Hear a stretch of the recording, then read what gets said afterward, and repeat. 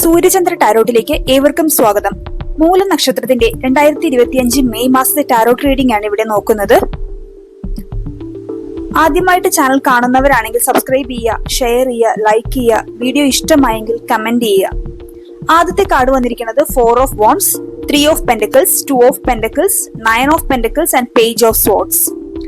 ഇവിടെ 4 of wants key message ആയിട്ട് വരുമ്പോൾ നിങ്ങളുടെ ലൈഫിലെ ആഘോഷങ്ങളെ സൂചിപ്പിക്കുന്ന ഒരു കാർഡാണ്. നിങ്ങളുടെ പേഴ്സണൽ ലൈഫിലോ പ്രൊഫഷണൽ ലൈഫിലോ ഒക്കെ നിങ്ങളുടെ ലക്ഷ്യം സാധ്യമായതിന്റെ ആഘോഷം, അത് ചിലപ്പോൾ വിവാഹമാവാം, സ്റ്റെബിലിറ്റി ഉള്ള ഒരു ജോബ് ആവാം, പുതിയ വീട് വെച്ചതാവാം. അതിൻ്റെയൊക്കെ ഒരു ആഘോഷങ്ങൾ, ആ ഒരു ആഘോഷങ്ങളൊക്കെ അങ്ങനെയുള്ള ഒരു സാഹചര്യം സൂചിപ്പിക്കുന്ന ഒരു കാർഡാണ്. ഇപ്പോൾ നിങ്ങൾ ഈ ഒരു അച്ചീവ്മെന്റ്, ഈ ലൈഫിലെ ഈ ഒരു അച്ചീവ്മെന്റ് ഒക്കെ നിങ്ങൾ സക്സസ് അച്ചീവ് ചെയ്തിരിക്കുന്നത് കൊണ്ട് നിങ്ങൾ സ്വയം അഭിനന്ദിക്കേണ്ട ഒരു സമയമാണ്. നിങ്ങളുടെ അച്ചീവ്മെന്റ് എല്ലാവരാലും അംഗീകരിക്കപ്പെടുന്ന ഒരു മാസം കൂടിയാണ് മെയ്. നിങ്ങളുടെ തൊഴിൽ, കരിയർ ഇവയുമായി ബന്ധപ്പെട്ട് ചിന്തിക്കുകയാണെങ്കിൽ 3 of pentacles and 2 of pentacles energy സൂചിപ്പിക്കുന്നത് നിങ്ങളുടെ തൊഴിൽ അല്ലെങ്കിൽ കരിയർ അറിവും എക്സ്പീരിയൻസും ആയിട്ടുള്ള ആളുകളുടെ ഗൈഡൻസ്, ഒരു ടീമായി വർക്ക് ചെയ്യുകയാണെങ്കിൽ, അറിവുള്ള ആളുകളുടെ അവരുമായിട്ടുള്ള ഒരു ടീം വർക്ക് ചെയ്യുകയാണെങ്കിൽ നിങ്ങളുടെ ഗ്രോത്ത് ഫാസ്റ്റായി അച്ചീവ് ചെയ്യാൻ നിങ്ങൾക്ക് സാധിക്കും. മറിച്ച് നിങ്ങൾ തനിച്ചാണ് ചെയ്യുന്നതെങ്കിൽ പലതരത്തിലുള്ള ഉത്തരവാദിത്തങ്ങൾ ഒരുമിച്ച് കൊണ്ടുപോകാൻ പറ്റാത്ത ഒരു സാഹചര്യമാവും.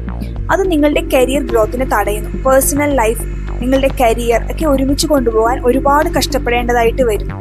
ഇവിടെ സമയവും മണി മാനേജ്മെന്റും വളരെ ഇമ്പോർട്ടൻ്റ് ആയിട്ടുള്ള കാര്യമാണ്. നിങ്ങളുടെ ടാസ്കുകൾ പ്രയോറിറ്റൈസ് ചെയ്യുക, ഓവർ കമ്മിറ്റഡ് ആകാതെ ഇരിക്കുക. പങ്കാളിത്തത്തോടെ ചെയ്യുമ്പോൾ ബേർഡൻ കുറച്ച് സക്സസിലേക്ക് എത്തിക്കാൻ നിങ്ങൾക്ക് സാധിക്കും. ഇവിടെ 9 ഓഫ് പെന്റക്കിൾസ് എനർജി ധനത്തിന്റെയും സമൃദ്ധിയുടെയും ഒക്കെ ഒരു വരവ് അറിയിക്കുന്ന കാർഡാണ്. നിങ്ങളുടെ കഴിഞ്ഞ സമയത്തെ ഹാർഡ് വർക്കുകളൊക്കെ ഒരു റിസൾട്ട് കിട്ടുന്ന സമയമാണ്. ധനപരമായി നിങ്ങൾ ചെയ്ത ഇൻവെസ്റ്റ്മെന്റ്, ഡെപ്പോസിറ്റ്സ് എല്ലാം, അതിൽ നിന്നെല്ലാം ഒരു നല്ല റിട്ടേൺ കിട്ടുന്ന ഒരു മാസമാണ്. നിങ്ങൾ നിങ്ങളുടെ മൂല്യം ഉയർത്താൻ ശ്രമിക്കുക.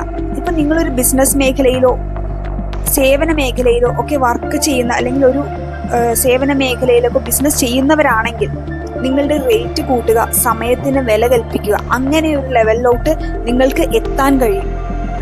ഇനി ഇവിടെ page of sorts guidance message ആയിട്ട് വരുമ്പോൾ നിങ്ങൾ മാനസികമായി എനർജറ്റിക് ആവേണ്ട ഒരു മാസമാണ്. പുതിയ കാര്യങ്ങൾ പഠിക്കുക, ചുറ്റുമുള്ളവരെ വീക്ഷിക്കുക, എന്നിട്ട് മാത്രം തീരുമാനത്തിലേക്ക് എത്തുക.